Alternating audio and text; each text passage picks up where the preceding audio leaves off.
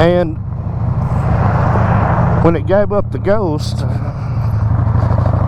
I had no other choice but to just take it to Appalachian Mountain Rides. And of course now, Milkman was like, dude, just jump out there on Moesha and just take Moesha home. Yeah, bro, you know, GW is my brother. We're down like 4 flats on a dirt road. He, you know, if I need a motorcycle, all I gotta do is call and say, hey, I need a bike to ride. Okay, come and get it. But I was like, no, you know what? I got the 750 sitting out there. Me and R1 can jump on the 750 and we'll make it home with the 750. Of course, now the 750 with my Fight High 9 on it is not really a bike you want to do a whole lot of double riding on. But R1 jumped up on the back of it, and I had to stop in town, get a little bit of gas, and man, coming out of McCaysville, we came up Frytown Hill, guys, with me and her both on it. I'm 252 pounds. I'm not going to tell you how big R1 is, but it came up Frytown Hill in 5th gear and pulled both of us fine. And man, we were just scooting on down Mobile Road. I was having a blast. Now, she was a little bit uncomfortable because of the way she felt like she had to position her body to ride. Of course, there's no sissy bar on this bike, so that's usually how a back rider will gauge where they need to be on a seat, is by the sissy bar. You know, because once they get that lower part of their back put where they need it to be, you know, then they can kind of adjust the rest of the body accordingly. But have they do any work to the bridge? Not really. They patched it. They put like that bridge. Woohoo! And see, when I come to something like that right there, I just drop both feet, ease out on the clutch, and just walk it across it. It's easy peasy Japanesey. But anyway, the little bike brought me and R1 home like a champ. I mean, away we went. Climbed Frytown Hill in 5th gear, and you know, I was like, why would I bob this bike out? Because it's a clutch bike. When I needed it, it kicked in the clutch and it took me home. It got me and my wife home safely. And I'm shooting content on it. I'm having a blast with it. I ride it off road. I ride it on road. I ride it everywhere. So why would I ever start messing with stuff on it? Because I had said in a video a little while back, one of the videos that I had made, that I was thinking about getting rid of the Punisher, trading this motorcycle for a 250, something smaller, and that was for, you know, to upgrade my son, who is he's getting a little bit too big for the bike I've got him to learn how to ride on, and I'm getting close to being ready to learning him how to work the clutch and gears. And I've had him to sit on this motorcycle 2 different times, and both times he has been uncomfortable. And you've heard me speak about what I said about Jay's Ninja, the ZX14, the Busa Killer.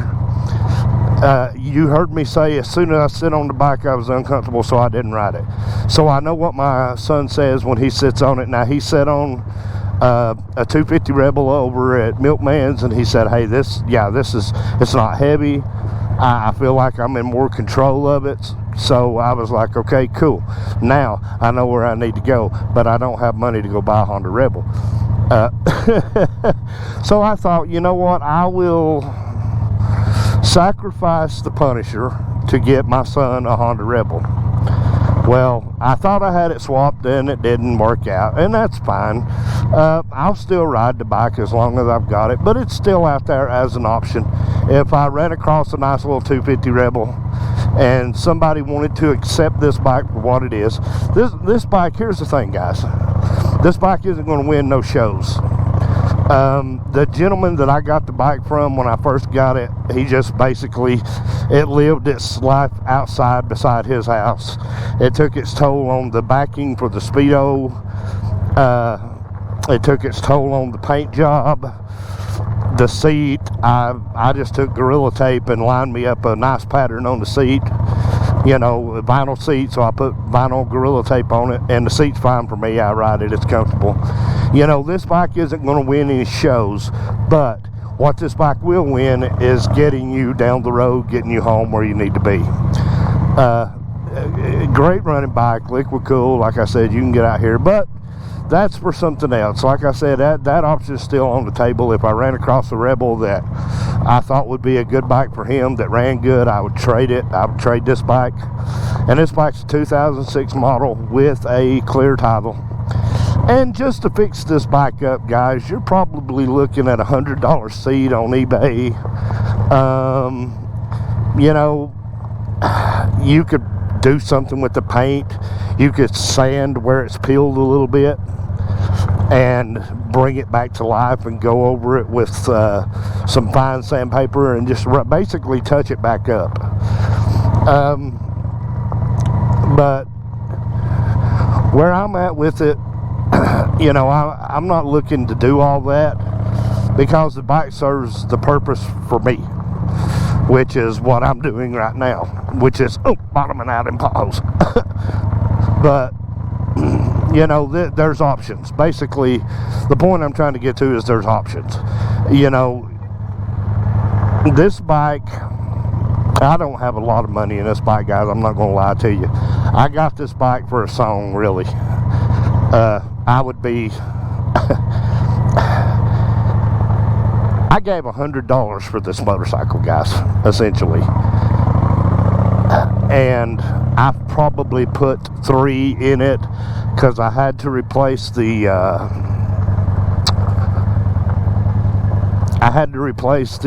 fuel pump in it, and a couple of just other small things that had to be done to it. But you know, I don't have a ton of money tied up into this motorcycle, so I'm not going to lie to you and say I got a $2,500 now. You know, it is what it is. I wasn't even sure what the bike would even ever run when I got it. When I got it from the guy, I was like, yeah, it's going to be a shot in the dark. But I took it over to Milkman at Appalachian Mountain Rides, and he put a little love on it, and I've been riding it ever since, other than just having to have that carburetor refixed, re-cleaned out, and everything readjusted on it. But the point I'm trying to make is that these guys will go out here and they'll spend money to do these ADV bikes, which is cool because they are going to be doing something different than what I'm doing right here. So I never meant to diminish what they were doing, because I think what they're doing is very cool.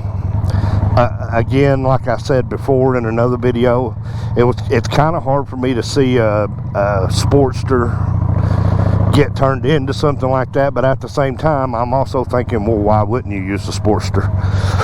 You know, a Sportster is an heirloom bike. It's a bike absolutely you're going to pass down, but it's probably the most open canvas motorcycle that Harley-Davidson ever produced. You know, they've been produced since 1957. There's not been a whole lot of major changes up until the early 2000s. They changed the tank design on them. They changed a few things, but they keep swinging back and forth, but pretty well much, unless you just get like a 4, 5, or 6 where they're just totally different. Essentially, a Sportster is a Sportster is a Sportster. So yeah, I mean, why wouldn't you use a Sportster? That's probably the most adaptive motorcycle ever built. It has a ton of aftermarket offers. You can do anything you want to do with it. You can lower it down, make a lowrider out of it, raise it up, make an ADV bike out of it. There's just so much you can do with the Sportster, because the Sportster is extremely customizable. You know, there's just so many different things that you can do with the Sportster. So in essence, it really is the perfect bike to make and they're calling them Dirtsters. The ADV bikes are calling them Dirtsters, which is cool. But yeah, I mean, it's, You know, and what set a lot of these guys on this path was when Harley Davidson offered the Pan America, which is their ADV bike, on-road, off-road bike. I've watched a ton of videos.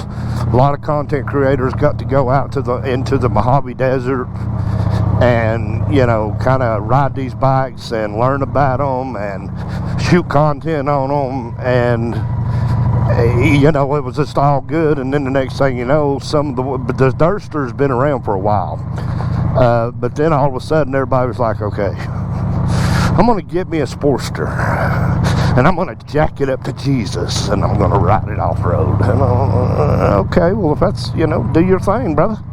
If it makes you feel good, do it, I guess. But I like the liquid cool versus the air cooled. I could do a lot of that stuff. I actually looked into ADV stuff for this 750. Actually, with it being just a stock front end, I can actually get a kit to raise the front end. I can raise the rear end. I can't really do nothing about the shifting though. And of course, if you're going to be on an ADV bike, you're going to want to stand up when you get on roads like this. Now, riding like this on just a smooth gravel road, I have absolutely no desire to stand up. But if I was riding on, you know, on-road, off-road tires, a little bit taller, yeah, I would probably be more inclined to want to just stand up and ride down the road. So there's different ways to go about it, and that's, you know, that's just the way that it is, and it's very cool. So I didn't want nobody to think that I was diminishing what those guys were doing, because what they were doing, very cool.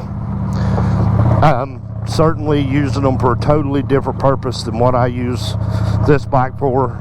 Now, if I was going to be riding down this gravel road and I saw a pig trail over here that I wanted to hit just to see where it goes, no, I wouldn't want to do it on this motorcycle. Absolutely not. I'd want to do it on a bike that has been built to do that. But, you know, for what I do when I'm off-roading, you know, pretty well much essentially, unless you hit a pothole that, you know, like that right there, which I handled that fine, you know, this one does the trick. Now, what makes this, what people think about as dangerous when I'm out here riding this street bike, kind of comes back to one thing. You know, and what it essentially comes back to and boils down to is, you know, street tread. While this street tread works good on gravel roads, I'm not going to say it doesn't, because look, I can get on down the road on this gravel road. I don't have to ride this fast, that's why I don't worry about it. But a lot of people's fear is that the street tread is going to let you down, and it will. It'll wash out. If you play with your front brake, you're going to wash out.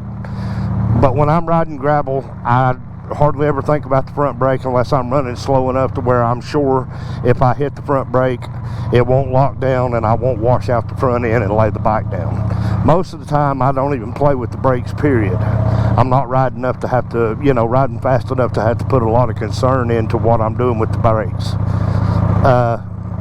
But the rear brake works fine on gravel. You're fine with the rear brake. If you've got a good brake, it'll slow you down. And of course, like I said, on this bike, when I go off-road, I'm not really running fast enough to have to worry about locking down and destroying my motorcycle or destroying me.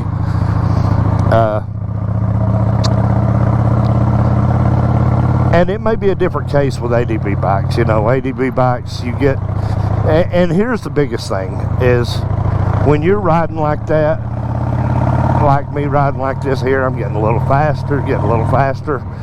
What happens when you're on a bike that's built for off-road is you start getting more confident, and the next thing you know, you're laying on your side because you've overcompensated or undercompensated.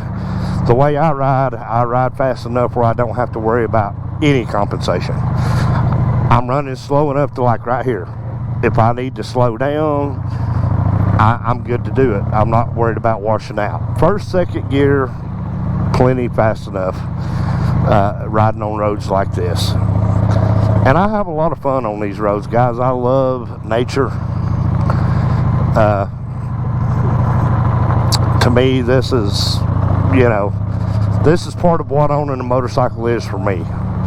You know, I don't want to have to buy a $25,000 ADV bike to go have an adventure when I've got this bike right here that if I pay attention and I don't act stupid, I can have an adventure on. So, you know, any motorcycle, like I said earlier, any motorcycle is an adventure bike. But, you know, it is what it is. And kind of like I said, I just wanted to clarify. I wasn't trying to disrespect what anybody was doing with their build. I wasn't trying to say that it wasn't going to work. You know, who am I to say? I'm just a guy who's on Facebook and YouTube making videos about riding motorcycles. I'm not any kind of authority or expert on it. You know, what works for you may not work for me, and vice versa. But it's very cool. You know, with each generation, things change, things evolve. Each generation finds a new way to do things, and that's essentially where we're at now. I mean, if you look at the evolution of Harley Davidson's motorcycles, you see that the Sportster has evolved into the Sportster S. The Lowrider has, you know, evolved into the Lowrider ST.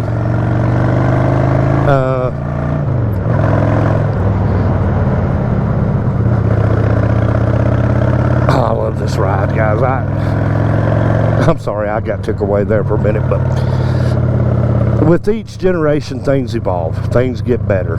Now, a lot of the new motorcycles, like the Road Glides and the Street Glides, and, you know, all that new stuff have big instrument clusters and information centers and Bluetooths, and, you know, it'll do everything but massage your back riding down the road. And that'll come. Just give it time. That'll come. But it's cool to see the evolution of things now. I'm old school. You know, I need an analog, as long as it's got a neutral light, and if it tells you how much gas is in it, that's a plus. But if it don't, I can pop the lid off and look at the gas tank. It ain't no big deal. I know, like today, I'm not riding with my earphones in. Normally, I'm riding with my headphones in, and I've got my own music going on Spotify on my phone. But I don't always do that because sometimes the earbuds make my ears hurt, especially wearing this full face helmet. But forgive me, I'm sorry guys. Whoa, pollen, wow. And I took a Benadryl this morning, I think. People say, how do you take Benadryl and stay awake? Well, they don't put me out like that. I took a Benadryl probably at like 9 o'clock this morning, and I'm good to go. It don't bother me really. But man, I tell you guys, I really hope that you guys are getting to enjoy the late spring here. Of course, now we're getting into late spring. Next weekend is Memorial Day weekend. We're kicking off summer here pretty soon. We're getting into late middle spring. Where you're at in your yard or in nature right now, the blackberries have already bloomed. Now if you're out in your yard and you're looking down and you see little white balls in your yard, that'll be your wild strawberries blooming. I noticed, caught a glimpse of them the other day. The wild strawberries are starting to bloom. They're starting to come in. It's just a magical thing, guys, to see nature and to be able to jump on a motorcycle and take in all of nature and all of the things that you get to see, whether you're on asphalt, whether you're on dirt.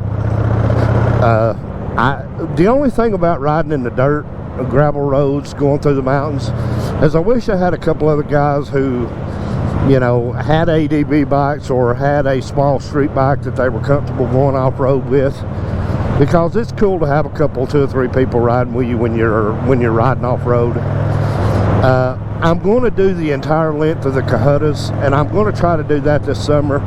But when I do that, if I can't find somebody to ride with me, motorcycle wise, which I might, even if I did find somebody to ride with me, is I want to put Regina in the Jeep and have an extra gas can in the back and tools and, you know, food and drinks, and, you know,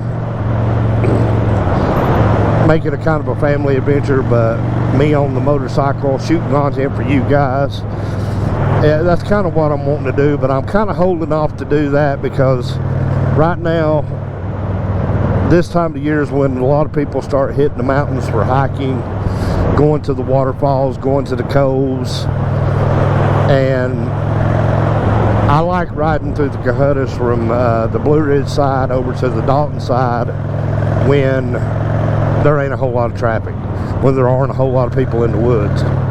There is no such time as that, but some things have to line up. I don't want to get out into the woods and get caught in the rain. And one time we went through the Cohuttas, once we got to about Gilmer County part of the Cohuttas, it started raining, and it literally rained all the way to 411 highway. I don't want to get soaked on a motorcycle if I can keep from it. And one of the things is the reason why I don't have no riding gear, no rain gear.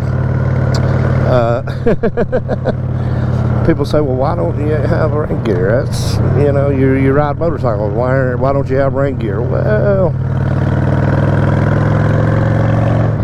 I had rain gear one time. I'm trying to think. Back when I had my Sportster, and I was working with Ken, and we were remodeling and building, I had bought a Coleman rain suit, and that thing, guys, lasted through about one good early morning trying to keep the fog and the dew off of me trip, and it was shredded.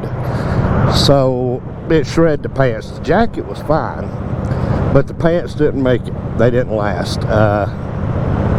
The wind actually that was being created on the motorcycle shred the legs on the pants. And I put the jacket somewhere and don't know where I put it, and I haven't seen that jacket now in about 3 or 4 years. So I don't have rain gear. I could get a poncho or rain gear, sure, absolutely, and I probably would if I was going to take out on a 7-hour trip through the Cohuttas on this bike. I would probably try to find some kind of cheap rain gear just to have, just in case, because, you know, when you're out in the middle of the woods and it starts raining, you don't want to pull over and just sit and wait for it to stop raining, because it may not. That's kind of one of them deals where you put your camera up and you get all your gear that can be destroyed by the rain off of you and get it into a dry vehicle, which is why I would want to have R1 behind me in the Jeep. And I would just have to press on without shooting content, but know that if that happened, T-Bone would still be enjoying the ride. There'd be no doubt about that. But I'll tell you what, guys, I just wanted to kind of talk to y'all about that just a little bit, kind of shoot a dad venture on the 750 Honda here. I really need to take it to town and put gas in it, but to be honest with you, I'm afraid that if I take it to town and I turn it off to put gas in it, it won't crank back, and then I'll have to get boosted off. And I'm just really not in the mood to deal with all that. I'm not on reserve just yet. I've still got probably just a little bit over a half a tank, so I'm still okay. But I think I'm just gonna call this adventure shot. Been a great time. I'm glad y'all got to come along with me. I'm not sure when this video is going to come out. I don't know if I'm going to post it before or after the drawing. If it comes out afterwards, I want to say thank you guys who joined in to the spring into summer giveaway. And I hope you remember to go get you a barbecue sandwich. If it does come out, what I'm talking about is I have a video out telling you where to go to get a barbecue sandwich on May the 28th. But I don't know when this video is going to come out or what series this is going to be part of. one of the main issues I've got to deal with right now is why I'm having to boost the battery up and crank it. So that'll be something I have to give some attention to pretty soon, because sitting is the worst thing for this bike, and it was sitting and not getting ridden. That's why the carburetor ended up gumming up on it, and that's my fault. I really need to ride this bike more than what I do, just to be honest with you. And there's no legitimate reason why I don't, because as you can see, I have a blast riding this motorcycle. I really do. And this video is probably going to be a little longer than I intended it to be, but you know what? It is what it is. But guys, I'm going to pretty well much say that's going to be the end of this video. I mean, I'm eating this hill up, guys, in fourth gear. I put it in fourth because of the curves back there. Just, man, what a great running little machine. Honda, I'm going to be honest with you, you can't go wrong with a Honda. But, guys, thank you for coming along with me on this adventure and this ride. Little adventure here on the little 750 Punisher. But, guys, I'm going to go ahead and back out of here. Remember to find us on YouTube, Facebook, Instagram, Rolling with T-Bone. If you can't find us using Rolling with T-Bone, just use my name, Terry Dunn, and you'll find us. If you're looking for my YouTube link, go to my Facebook page. I have shared videos from my YouTube to Facebook, so go check out all those things. Find us on Instagram, give us a like and a follow. And